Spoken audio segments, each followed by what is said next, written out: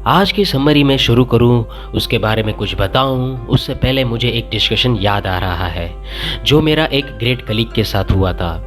उसने बुक लिखी, पर हम जानते हैं कि बुक लिखना आसान भी होता है और नहीं भी, पर बहुत लंबी प्रोसेस हो जाती है क्योंकि इसमें सबसे ज़रूरी एलिमेंट है। तो कुछ सवाल जवाब हो रहे थे उनसे, तो मैंने उनसे पूछा कि किस चीज़ ने आपको बुक लिखने के लिए मोटिवेट किया। क्या आप रोज़ाना आप कुछ लिखते रहें और एक दिन ऐसा आ गया कि पूरी बुक ही कंप्लीट हो गई?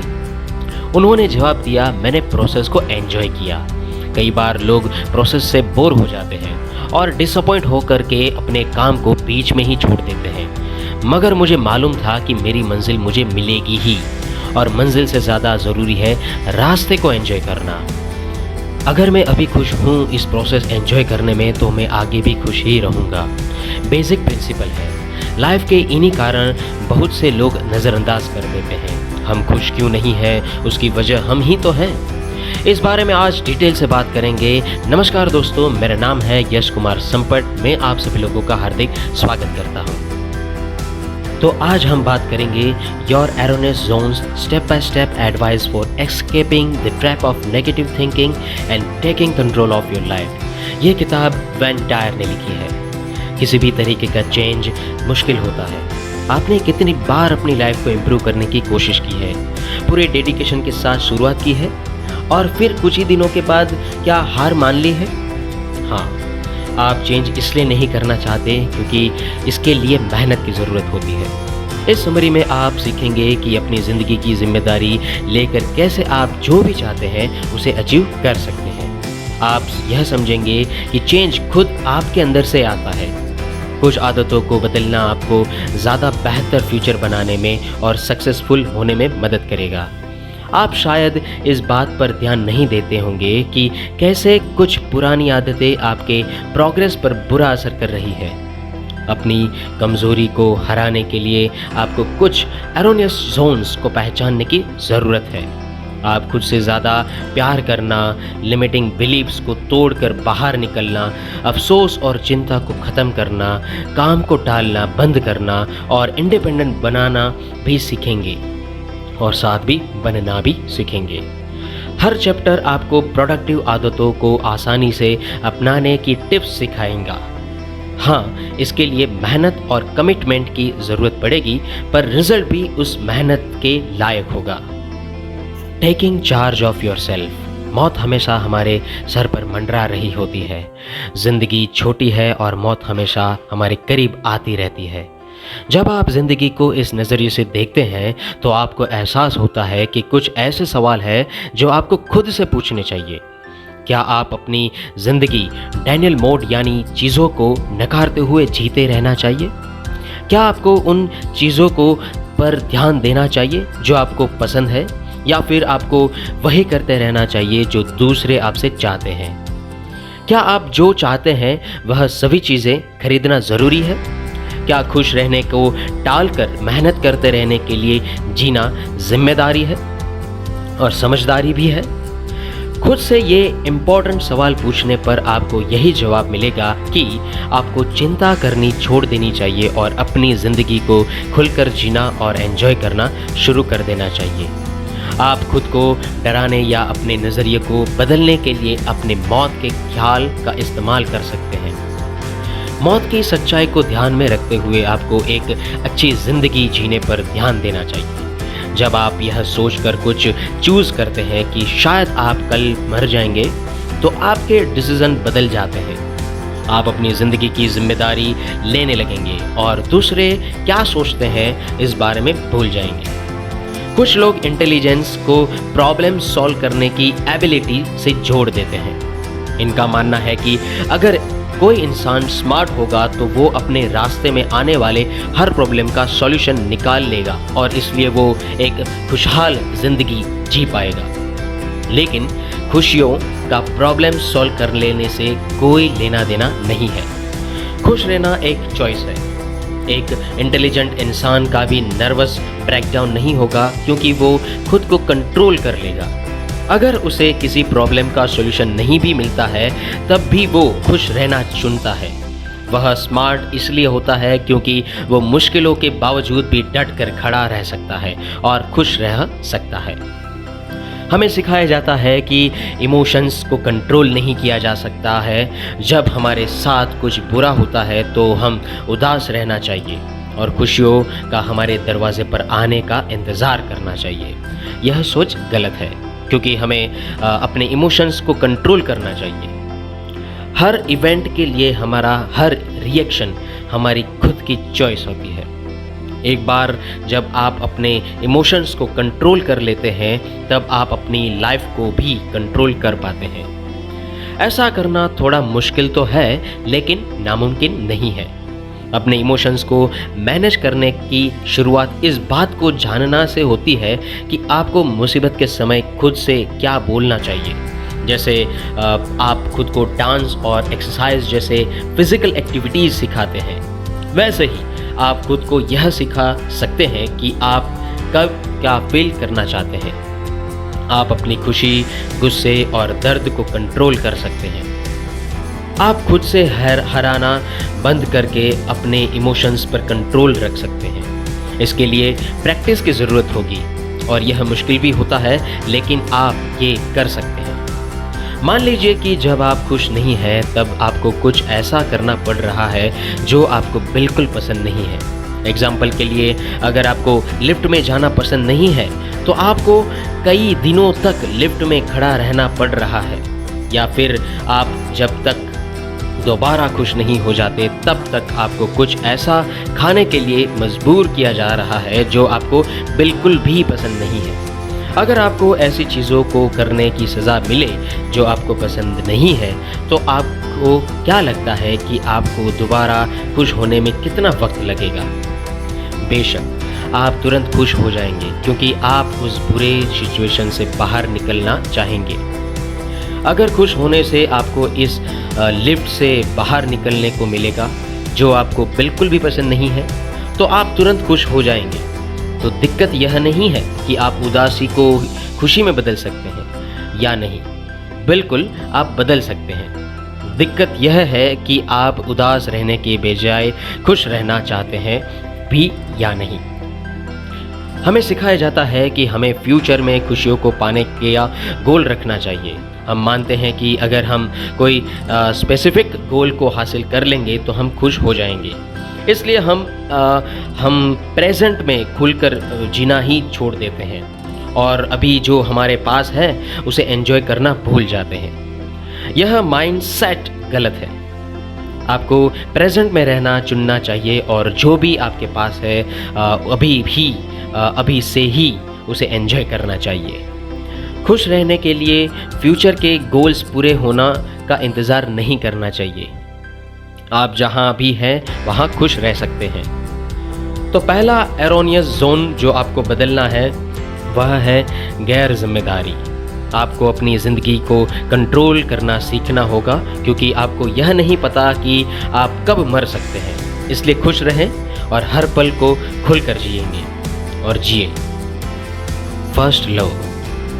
अगला एरोनियस जोन जिस पर हमें काम करना है वह है सेल्फ लव। जब हम बच्चे थे तो हमें खुद से ज़्यादा दूसरों की परवाह करना सिखाया गया था। एक माँ हमेशा अपने बच्चों को दूसरे बच्चों के साथ खिलौने शेयर करने के लिए कहती है, पर क्योंकि बच्चे ज़िद्दी होते हैं इसलिए वो बड़ों की कही हुई बातों को अनसुना कर देते हैं और खुद को ज़्यादा इम्पोर्टेंट मानते हैं। हालांकि जो बातें उन्हें सिखाई जाती है वह उनके बड़े होने के बाद उनमें दिखती है। बच्चे अपने बिलीव्स पर डाउट करने लगते हैं, दूसरों को प्यार करना सीखते हैं और खुद के बारे में भूल जाते हैं। वह यह भी सीखते हैं कि उन्हें खुद पर और अपने मन पर विश्वास नहीं करना चाहिए क्योंकि उन्हें सोसाइटी की बात ही हमेशा फॉलो करना चाहिए। प्यार का मतलब है कि एक इंसान को वो जैसा है वैसे ही एक्सेप्ट करना, फिर भले ही वो आपसे अलग हो या उनका ओपिनियन आपसे मैच न करता हो। दिक्कत यह है कि लोग इस बात को दूसरों पर अप्लाई करते हैं पर खुद पर अप्लाई करना भूल जाते हैं।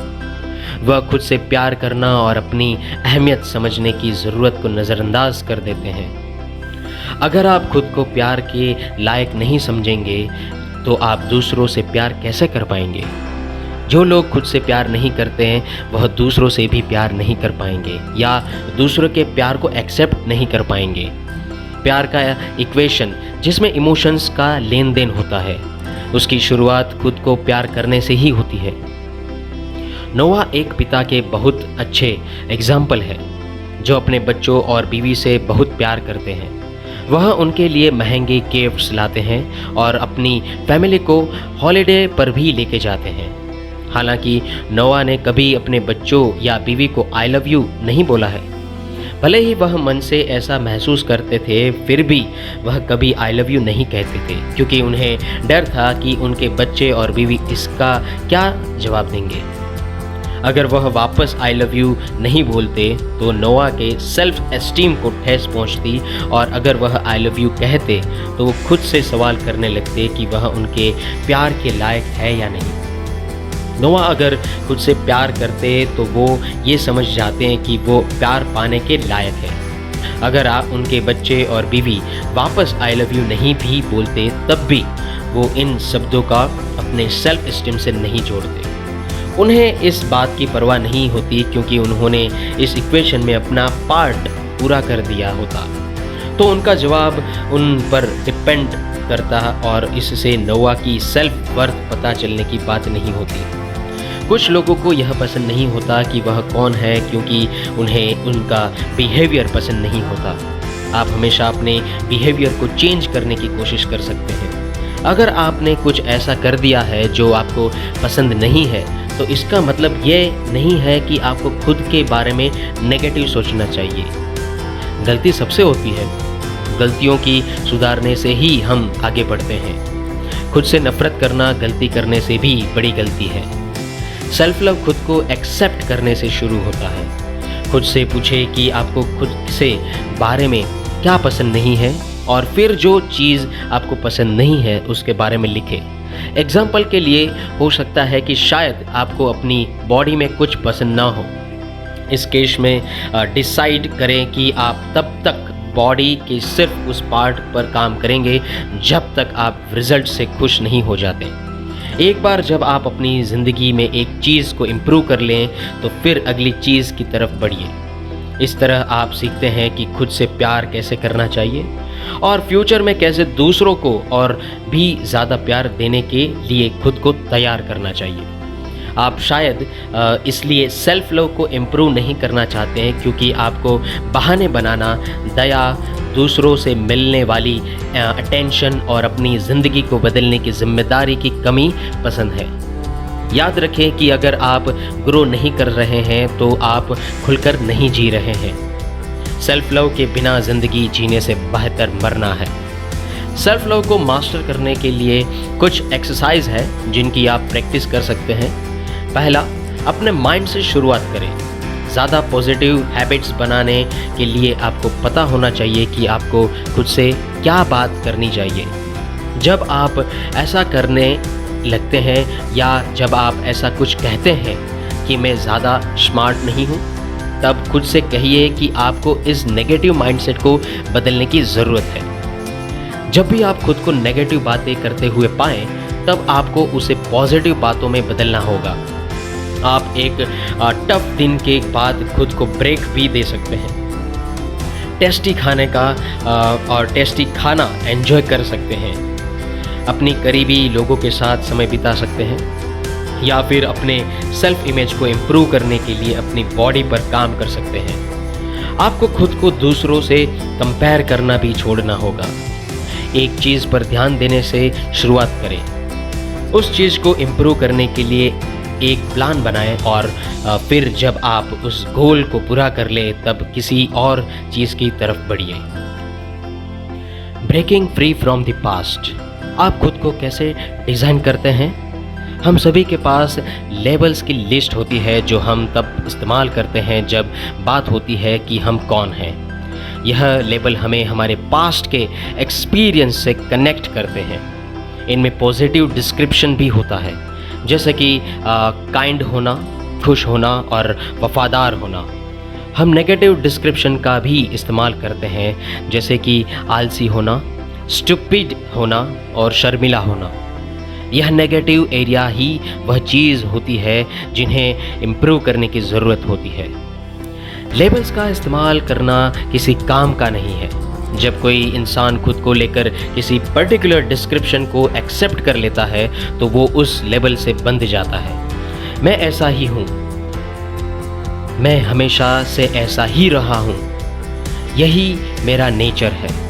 अगर आप इन नेगेटिव डिस्क्रिप्शन का इस्तेमाल बहुत ज़्यादा करते हैं तो आप अपने पास्ट से बंधे हुए हैं। यह चेंज और ग्रोथ लाने को रोकने के बहाने हैं।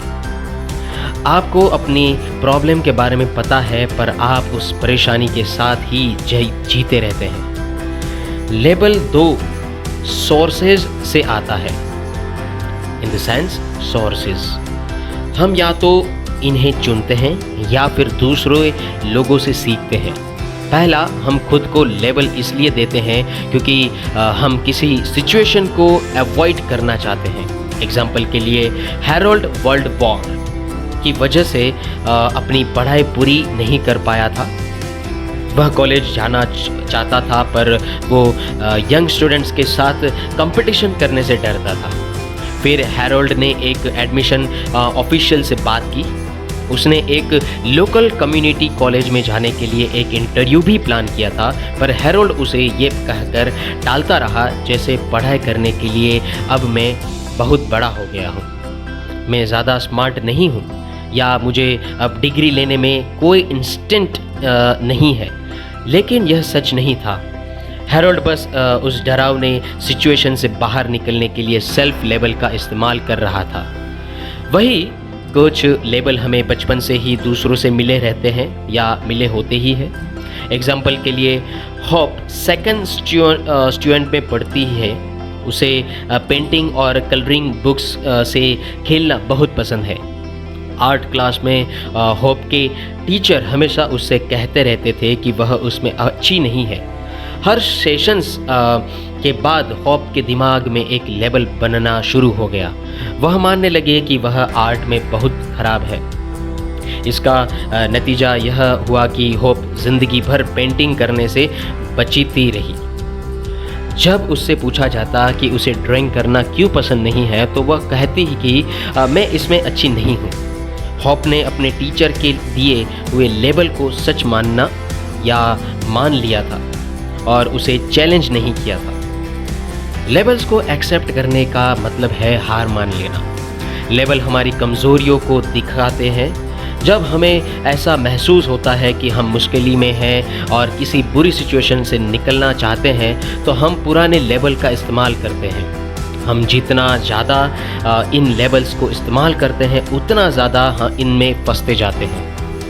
अपने आप को पास्ट से आज़ाद करने के लिए आपको मैं ऐसा हूँ क्यों मैं ऐसा था से बदलना होगा। आपको अपने आसपास के लोग से मदद मांगनी चाहिए।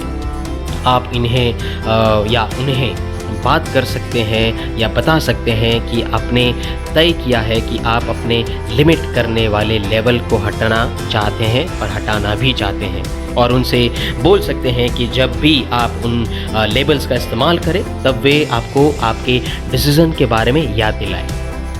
आपको चेंज होने का भी प्लान बनाना चाहिए। अगर आप खुद को शर्मीले होने का लेबल देते हैं तो अपने आप को ऐसे सिचुएशन में डालिए जहां पर आप किसी ऐसे इंसान के आसपास हो जिसके साथ आपको नर्वस महसूस होता है। जर्नल्स रखने से भी आपको इसमें मदद मिलेगी। इसमें आप अपने प्रोग्रेस के बारे में लिख पाएंगे, अपनी रुकावटों को समझें और समझ पाएंगे और अपने प्लान को इम्प्रूव कर पाएंगे। आप किसी एक लेवल से जुड़ने के लिए कोई एक दिन चुन सकते हैं। एग्जाम्पल के लिए मंडे को आप अपने भूल जाने या भुलक्कड़पन को छोड़ने पर ध्यान दे सकते हैं। यह आपको दिखाएगा कि उस लेबल के बिना आपकी ज़िंदगी कैसी होगी। इसका दूसरा सॉल्यूशन भी है, दोपहर के समय उस काम को करते हुए बिताना जो आप नहीं कर सकते हैं। याद रखें कि आपको हमेशा इम्प्रूव करते रहना है। अगर आपका पास्ट आपको बांध कर रखेगा तो आप किसी भी आगे की या आगे नहीं बढ़ पाएंगे। अपने लिमिट करने वाले लेबल्स को ख़त्म करें। और अपने पूरे पोटेंशियल को खुला छोड़कर बाहर आने दें। The useless emotions, guilt and worry. पिछले चैप्टर में हमने खुद को लिमिट करने वाले बिलीव्स के बारे में जाना। इस चैप्टर में जिन 2 एरोनियस जोन्स की हम बात करेंगे वह है गिल्ट और चिंता। कुछ लोगों का मानना है कि पास्ट को लेकर गिल्ट महसूस करना और फ्यूचर की चिंता करना ज़रूरी है। यह इंसान होने का एक हिस्सा है, लेकिन सच तो यह है कि गिल्ट और चिंता सबसे बेकार के फीलिंग्स होते हैं जिन पर आप एनर्जी वेस्ट कर देते हैं। गिल्ट का इमोशन अफसोस करने से थोड़ा अलग होता है। इसका मतलब होता है पास्ट के फेलियर और गलतियों पर ध्यान देना और इनके बारे में बुरा महसूस करना। चिंता का मतलब होता है लगातार अपने फ्यूचर को लेकर परेशान रहना। जो लोग उन चीज़ों की चिंता करते हैं जिन्हें वो कंट्रोल नहीं कर सकते, वह हमेशा नेगेटिव स्टेट में फंसे रह जाते हैं। गिल्ट और चिंता दोनों बस चीज़ों को अवॉइड करने का तरीका है। हम उन्हें एक बार ट्राई करते हैं और अच्छा महसूस करते हैं, क्योंकि हम यह हमारे प्रेजेंट का सामना करने की डिस्ट्रैक्ट कर देता है। किसी प्रॉब्लम को ठीक करने और एक्शन लेने की बजाय हम गिल्टी महसूस करते हैं और चिंता करते हैं। एक्शन लेना मुश्किल होता है। वही फीलिंग्स बड़ी आसानी से हमें महसूस हो जाते हैं। कुछ लोग एक तरह से गिल्ट मशीन की तरह होते हैं, यानी उन्हें अपने आसपास से थोड़ा सा इशारा मिलते ही वह बिना सोचे समझे रिस्पॉन्ड कर देते हैं। जब भी उन्हें अपने पास्ट में हुई कोई चीज़ याद आती है तो वो नेगेटिविटी में डूब जाते हैं। क्या गिल्टी महसूस करने से पास्ट बदल जाएगा? नहीं। फिर गिल्टी महसूस क्यों करना? जब हम बच्चे थे तब हमने ऐसी बातें सुनी थी कि अगर तुम अच्छे से बिहेव नहीं करोगे तो तुम्हारी मम्मी तुमसे प्यार नहीं करेगी। तुमने जो किया उस पर तुम्हें शर्म आनी चाहिए, या अगर तुम ऐसा करोगे तो सब तुम्हें गंदा बच्चा कहेंगे। बड़े होने के बाद भी यह बातें हमें हर्ट करती है। हमें अपनी गलतियों से सीखने के बजाय गिल्टी महसूस करना सिखाया जाता है। खुद पर थोपा गया गिल्ट महसूस करना ज़्यादा नुकसान पहुंचाता है। जब किसी का कोई बिलीफ या मॉरल टूट जाता है तब उस इंसान को फेलियर जैसा महसूस होता है। वह अपनी गलतियों को बार बार याद करता रहता है और खुद को प्रेजेंट से अलग कर लेता है। भले ही गिल्टी महसूस करने से पास्ट नहीं बदलेगा, लेकिन फिर भी यह नेचुरल सा लगता है। वो इंसान सोचता है कि वह जब तक कर सकता है तब तक उसे गिल्टी महसूस करना चाहिए। गिल्ट महसूस करने के कई कारण हैं। पहला, ऐसा करें कि हम प्रेजेंट में किसी भी प्रैक्टिकल काम को अवॉइड कर देते हैं। जब आप गिल्टी महसूस करते हैं तब आप प्रोडक्टिव होना बंद कर देते हैं और अपने पास्ट के बारे में बुरा महसूस करते हैं। आगे न बढ़ना इस बात की भी गारंटी देता है कि आप कुछ भी अचीव करने की कोशिश में फेल नहीं होंगे, इसलिए गिल्ट आपको सेफ रखता है। दूसरा, कुछ लोगों का मानना है कि गिल्ट हमारे पापों को धो देता है। जितने ज़्यादा समय तक हम गिल्टी महसूस करेंगे, हमारे माफ़ किए जाने के चांसेस भी उतने ज़्यादा बढ़ जाएंगे। इसलिए अपनी गलती के लिए माफ़ी मांगने या उसे सुधारने के बजाय हम मानते हैं कि गिल्ट धीरे धीरे हमारी प्रॉब्लम को सॉल्व कर देगा।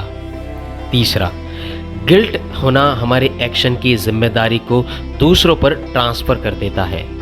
हम उन्हें अपने आप को मैनिपुलेट करने की इजाज़त देकर उन्हें अपने इमोशंस को कंट्रोल करने की पावर दे देते हैं। गिल्ट हमें दूसरों के से दया पाने में भी मदद करता है। इसलिए जब तक कोई हमारे दर्द को लेकर हमदर्दी दिखाता है तब तक हम अच्छा महसूस करते हैं। यह टेंशन पाने का बहुत अच्छा तरीका है।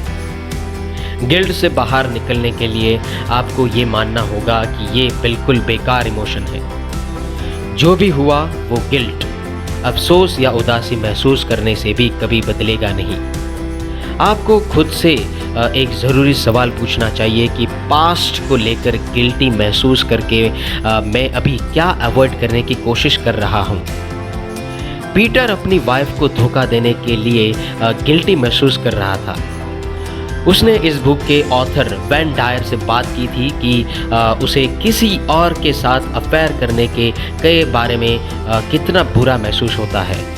अपने गिल्ट के बावजूद भी पीटर हर हफ्ते उस दूसरी औरत से मिलता था। उसके गिल्ट ने उसे उस अफेयर को बंद करने से रोक रखा था और उसे उस रिश्ते को भी एंजॉय करने से भी रोक रखा था। पीटर ना अपनी वाइफ के साथ खुश था और ना उस दूसरी औरत के साथ। उसे खुद के साथ ईमानदार होने की ज़रूरत थी। पीटर को यह समझने की ज़रूरत थी कि वह उसका गिल्ट उसे डिसीज़न लेने से रोक रहा है। उसे इन दो बातों में से किसी एक को चुनने की ज़रूरत थी कि क्या वो अपने खराब कैरेक्टर के कारण अलग अलग लोगों के साथ अफेयर करना चाहता था या उस अफेयर को ख़त्म करके अपनी फैमिली पर ध्यान देना चाहता था। अपने गिल्ट को छोड़ने के लिए आपको एक जर्नल रखना चाहिए। जब भी आप गिल्टी महसूस करें तब उसमें लिखिए, अपने ट्रिगर्स और उसके रिजल्ट को समझिए। खुद से पूछिए कि उस गिल्ट से आप क्या अवॉइड करने की कोशिश कर रहे हैं। चिंता भी गिल्ट के जितना ही नुकसानदायक होता है। इसमें आप पास्ट के बारे में बुरा महसूस करने के बजाय फ्यूचर की चिंता करते हैं। चिंता करना फिजूल है, क्योंकि अगर आप फ्यूचर में होने वाली किसी चीज़ के बारे में चिंता करेंगे तो क्या उससे वो बदल जाएगा? बिल्कुल भी नहीं। कुछ लोग बड़ी प्रॉब्लम्स के बारे में चिंता करते हैं, जैसे कि इकोनॉमी, जंग और बीमारियां। यह सभी हमारे कंट्रोल से बाहर है और हम इनके बारे में कुछ भी नहीं बदल सकते हैं। एग्जाम्पल के लिए, जॉय अपना जॉब खो देने की चिंता करता था। वह अपनी फैमिली की भी चिंता करता था। इस वजह से वो अक्सर बीमार पड़ जाता था और हमेशा परेशान रहता था। आखिर में वह दिन आ ही गया जब जॉय ने सच में अपनी जॉब खो दी, लेकिन 3 दिन बाद ही उसे ज़्यादा सैलरी देने वाली जॉब मिल भी गई। तब जॉय ने जाना कि फ्यूचर की चिंता करने से रिजल्ट नहीं बदलते हैं। इस घटना के बाद उसने अपनी लाइफ को एंजॉय करना शुरू कर दिया और प्रेजेंट में खुलकर जीने लगा। हम प्रेजेंट की चिंता करते हैं। हम यह भी मानते हैं कि चिंता करने से हम दूसरों की परवाह कर रहे हैं, लेकिन सच्चाई यह है कि गिल्ट की तरह भी चिंता भी दूसरी प्रॉब्लम्स को छुपाने का तरीका है। जब आप परेशान होते हैं तब खाना आपको वेट के बढ़ जाने का एक बहाना देता है। चिंता करना छोड़ने के लिए प्रेजेंट में खुलकर जीना शुरू कीजिए। अगर आप खुद को चिंता करते हुए देखें तो एक लिस्ट बनाइए कि आप किन चीज़ों की वजह से परेशान हैं। एक हफ्ते बाद उसे फिर से यह देखने के लिए चेक करें कि क्या चिंता करने से आपकी सिचुएशन में कुछ बदलाव आया। इससे आपको समझ आएगा कि चिंता करना बेकार होता है। इसके बजाय आपको खुद से पूछना चाहिए कि आपके साथ सबसे बुरा क्या हो सकता है। इसका जवाब होगा ज़्यादा कुछ भी नहीं होगा। अगर गिल्ट और चिंता से सच्चाई नहीं बदलती है तो उन पर अपना समय और एनर्जी क्यों बर्बाद करना। अपनी ज़िंदगी के हर सेकंड को खुलकर जिए और एंजॉय करें। बेहतर फ्यूचर बनाने के लिए अपने पास्ट से सीखें और प्रेजेंट पर ध्यान दें। Putting an end to procrastination. इंसान की टाल मटोल करने की आदत होती है। हमें काम को बाद में करने के लिए टालना पसंद होता है, पर हम इसकी वजह से परेशान रहते हैं क्योंकि हम जानते हैं कि हमें अपने गोल्स को पूरा करना है, लेकिन हम ऐसा कर नहीं पाते। हम अलग अलग बहानों के पीछे छुपे रहते हैं और दूसरों को ब्लेम करते रहते हैं। प्रोक्रास्टिनेशन यानी काम को टालने की आदत एक यूनिवर्सल एरोनियस जोन है। यह आदत वैसे तो नुकसान नहीं पहुंचाती है, पर यह आपको ऐसा भ्रम वाला फ्यूचर सोचने में मदद करती है जिसमें चीज़ें खुद ही ठीक हो जाती हैं। हम इसमें उम्मीद करते रहते हैं और अपने एक्शन न लेने के कारण को छुपाने के लिए शायद एक इस्तेमाल करते हैं। हकीकत तो यह है कि कुछ चीज़ें आज भी पूरी हो जाती है और कुछ नहीं भी। इसलिए हमें इस रियलिटी से बचना बंद करना होगा और टाल मटोल करने की इस आदत से छुटकारा पाना होगा। हम स्ट्रांग हैं और चीज़ों को टाले बिना कुछ भी अचीव कर सकते हैं। टाल मटोल करने से हमारे सेल्फ कॉन्फिडेंस को नुकसान पहुंचता है, क्योंकि पूरे दिन में कुछ भी न कर पाने की कारण हम गिल्ट फील करते हैं। कभी कभी हम उन इम्पोर्टेंट डिसीजंस को लेने में भी टाल मटोल करते हैं जो हमारी ज़िंदगी को पूरी तरह से बदल सकते हैं। एग्जाम्पल के लिए, मार्क ने अपनी ज़िंदगी के 50 साल उस औरत के साथ रहते हुए बिता दिए जिससे वो प्यार नहीं करता था। वो अपनी शादी से बहुत दुखी था, पर वो सही डिसीज़न नहीं ले पा रहा था। मार्क 30 साल तक इंतज़ार करता रहा कि चीज़ें खुद ब खुद ठीक हो जाएगी। मार्क इस बात को मानता है कि उसका अपनी वाइफ के साथ 10 साल से भी ज़्यादा समय से कोई इंटीमेट यानी करीबी रिश्ता नहीं था। वह अलग अलग ज़िंदगी जी रहे थे और अच्छे दिनों के आने का इंतज़ार कर रहे थे। इस एग्जाम्पल से साफ जाहिर होता है कि मार्क में टाल मटोल करने की आदत थी। मार्क बस चीज़ों को टालता रहा और खुद ब खुद सब ठीक हो जाने की उम्मीद करता रहा। उसे सच्चाई को समझना चाहिए था कि किसी चीज़ को टालने से वह काम कभी पूरा नहीं होगा। चीज़ें तभी ठीक होती है जब हम अपनी सिचुएशन को बदलने के लिए सही एक्शन लेते हैं। टाल मटोल की आदत को हराना आसान है, क्योंकि इसके लिए आपके एफर्ट्स की ज़रूरत होती है। आपको दूसरों की मदद की ज़रूरत नहीं होती। आपको बस यह समझना होगा कि बोलना और करना दो अलग चीज़ें होती है। एग्जाम्पल के लिए, सैम एक ऐसा लड़का था जो पूरी ज़िंदगी भ्रम में जीता रहा। जब भी वो दोस्तों के साथ होता था तब वो इस बारे में बात करता है कि उसे कितना सारा काम करना है। लोग उसके काम के बोझ को इमेजिन करके ही थक जाते थे। बेशक सैम एक क्रिएटिव इंसान था जिसके पास बहुत से आइडियाज़ और प्रोजेक्ट्स थे जो वो करना चाहता था, लेकिन असल में सैम कुछ करता नहीं था। वो हर रात यह सपने देखते देखते सो जाता था कि कैसे वो कल सुबह से मेहनत करेगा। जब कल आता था तब उसे कोई रिजल्ट नहीं मिलता था। सैम जो कहता था और वो जो करता था, उन दोनों में बहुत फ़र्क था। सच्चाई से भागने के अलावा टाल मटोल करना हमें हमारे कंफर्ट जोन में रहने में मदद करता है। कुछ भी न करने का मतलब है कि हम कुछ नया ट्राई नहीं कर रहे हैं। ऐसा करके हम फेल होने की पॉसिबिलिटी को तो ख़त्म कर ही देते हैं, पर हम कभी सक्सेसफुल भी नहीं हो पाते। यह हमें दूसरों को ब्लेम करने की वजह देता है और प्रोग्रेस न करने के कई बहाने ढूंढने में मदद करता है। जिन लोगों को टालने की आदत है, उनका मानना है कि वह आखिरी समय में अपना काम पूरा कर सकते हैं, इसलिए उन्हें खराब काम करके देना सही लगता है, क्योंकि उनके पास काम ठीक से करने का पूरा समय नहीं होता। दूसरों का मानना है कि काम को टालने से यह उनके बजाय किसी और को इसे पूरा करने के लिए मजबूर करेगा, इसलिए वो दूसरों को मैनिपुलेट करने के लिए टाल मटोल की आदत का इस्तेमाल करते हैं। इस आदत को रोकने के लिए आपको एक बार में 5 मिनट तक खुलकर जीना चाहिए। हमेशा प्रेजेंट में जीने की कोशिश करें। जब आपके पास कोई पेंडिंग काम हो तो यह न सोचें कि उसके लिए आपको कितने घंटे मेहनत करनी पड़ेगी। बस शुरुआत के 5 या 15 मिनट के बारे में सोचें।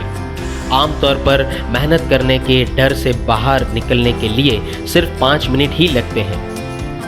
आप खुद से यह भी पूछ सकते हैं कि इस काम को करने से आप सबसे बुरा क्या महसूस कर सकते हैं। तब आपको पता चलेगा कि किसी भी चीज़ को टालने की कोई वजह नहीं होती है। जब तक वो काम आपके टू डू लिस्ट में है, तब तक वह काम करने के लायक है। इस आदत से बाहर निकलने का दूसरा तरीका है खुद से ये पूछना कि अगर मेरे पास जीने के लिए सिर्फ 6 महीने होते हैं तो मैं क्या कर रहा होता। इस सवाल का जवाब आपको कल के लिए उम्मीद करने के बजाय आज काम करने के लिए मोटिवेट करेगा।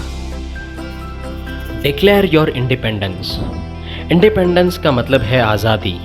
अगर आपको किसी रिश्ते में किसी तरीके से बिहेव करने के लिए मजबूर किया जाता है तो आप गुलाम हैं। एग्जाम्पल के लिए, कुछ पेरेंट्स का मानना होता है कि उनके बच्चों पर पूरा अधिकार है। वो अपने बच्चों को उनसे जुड़े रहने के लिए मजबूर करते हैं और उन्हें छोड़ते नहीं हैं। लेकिन पेरेंट्स को अपने बच्चों को खुद पर डिपेंडेंट रहना सीखना चाहिए, ना कि उनके सहारे रहना। इसका मतलब यह नहीं है कि हमें दूसरों से प्यार नहीं करना चाहिए या उनकी कद्र नहीं करनी चाहिए। इसका मतलब सिर्फ इतना है कि हमें दूसरों को कंट्रोल करने का कोई हक नहीं है और दूसरों की इच्छाएं पूरी करने की जिम्मेदारी हमारी नहीं है। अगर आप एक ऐसे रिश्ते में हैं जहां आपकी आज़ादी को छीन लिया गया है या आपको किसी को खुश करने के लिए कुछ चीज़ें करने के लिए मजबूर किया जाता है, तो यह एक ऐसी प्रॉब्लम है जिसका आपको उपाय करना होगा। दूसरों पर डिपेंडेंट रहना छोड़ने के लिए हमें घर से शुरुआत करनी होगी। एक डिज़नी मूवी है जिसका नाम है पियर कंट्री, जो बहुत अच्छे से दिखाती है कि बच्चों को खुद पर डिपेंडेंट रहना कैसे सीखना चाहिए। इसमें मदर बियर अपने बच्चों को सिखाती है कि शिकार कैसे करना है, पेड़ पर कैसे चढ़ना है और खुद को कैसे बचाना है। एक बार जब उसका काम हो जाता है तब मदर बियर अपने बच्चों को पेड़ पर चढ़ने के लिए मजबूर करती है और फिर वहाँ से चली जाती है। मदर बियर एक सेकंड के लिए भी हिचकिचाती नहीं है, वह बस मुड़ती है और एक इंडिपेंडेंट ज़िंदगी जीने के लिए वहाँ से चली जाती है।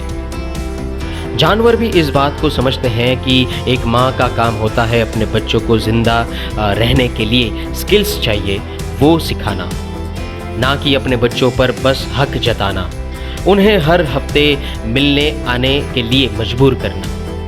ह्यूमन पेरेंट्स भी ऐसे ही होते हैं, वह अपने बच्चों को वो हर चीज़ सिखाते हैं जो उन्हें सीखनी चाहिए, लेकिन एक पॉइंट के बाद इंसान अपने बच्चों पर डिपेंडेंट हो जाते हैं, वो उनके सहारे जीने लगता है।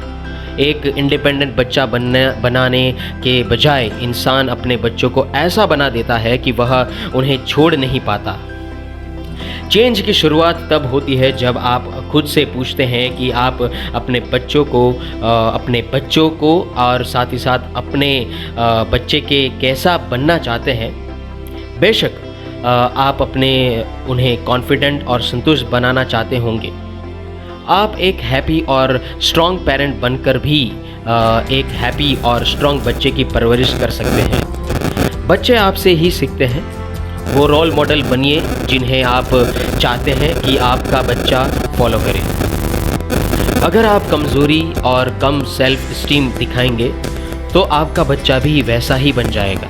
अगर आप अपने बच्चों को खुद से आगे रखते हैं तो आप उन्हें दूसरों को खुद से आगे रखना सिखाते हैं। एक पेरेंट के रूप में आपकी अपनी इंडिपेंडेंट और अलग लाइफ होनी चाहिए। एक इंडिपेंडेंट फीमेली ही साथ रहती है क्योंकि वह अपने मन से एक दूसरे के पास रहना चाहते हैं, ना कि इसलिए क्योंकि उन्हें उनके पेरेंट्स से मिलने के लिए मजबूर किया जाता है। वह एक दूसरे की प्राइवेसी की रिस्पेक्ट करते हैं और उनका यह मानना नहीं होता कि उन्हें हर चीज़ शेयर करने की ज़रूरत है। इंडिपेंडेंट फैमिलीज़ में पेरेंट्स खुश और संतुष्ट रहते हैं।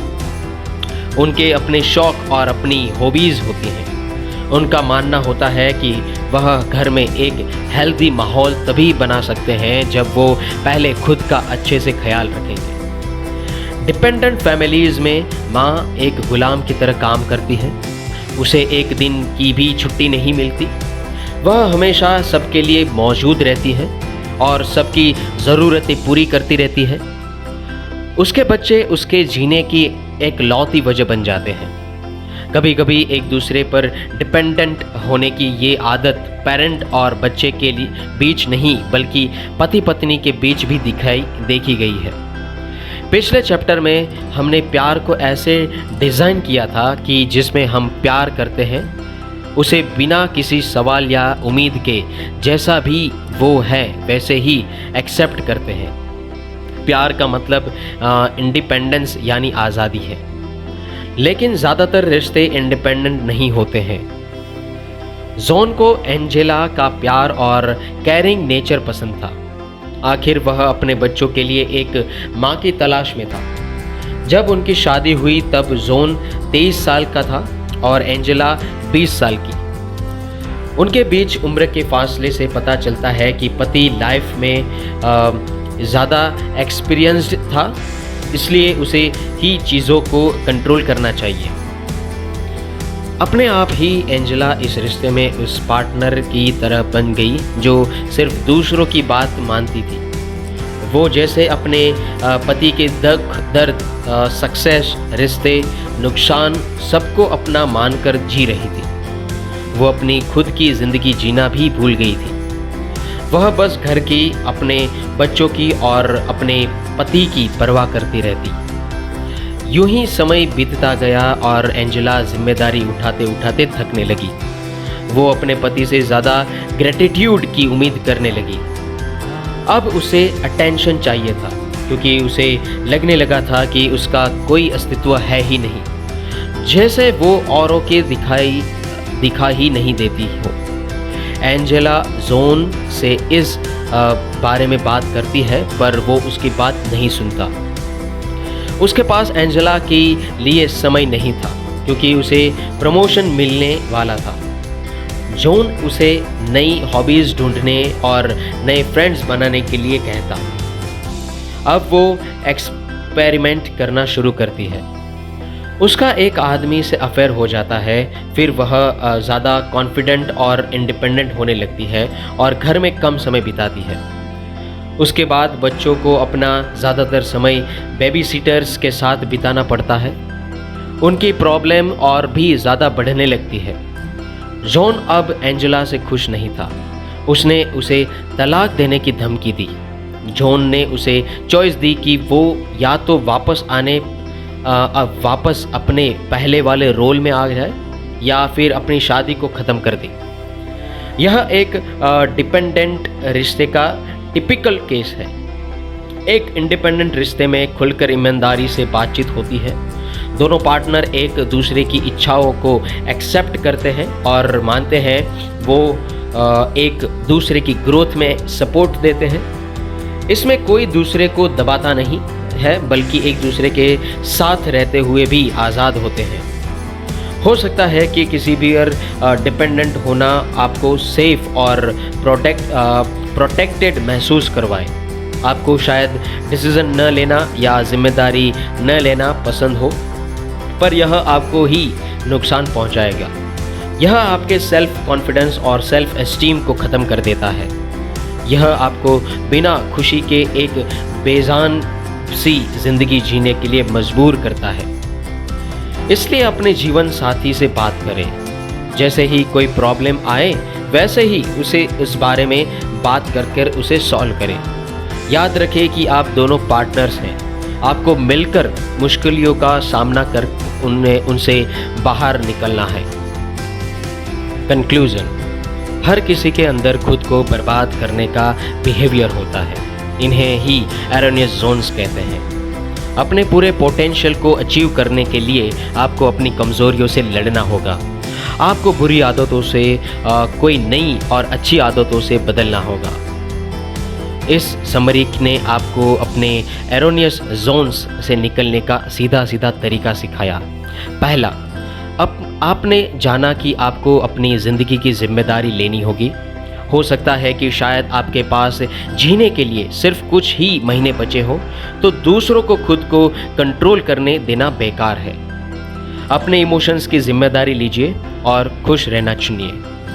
दूसरा, आपने जाना कि आपको खुद से ज़्यादा प्यार करना चाहिए, क्योंकि आप यह डिज़र्व करते हैं। अगर आप पहले खुद ही की परवाह नहीं करेंगे तो आप दूसरों की परवाह भी नहीं कर पाएंगे।